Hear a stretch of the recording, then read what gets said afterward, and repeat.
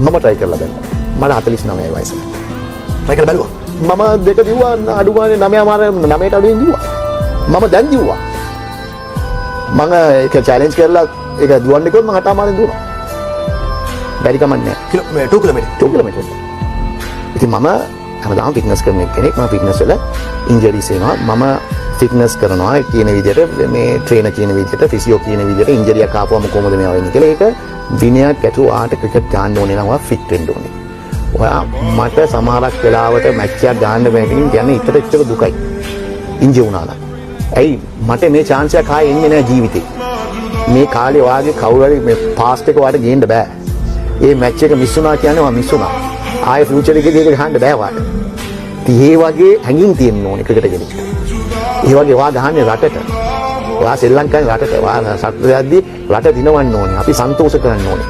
මට මතකයි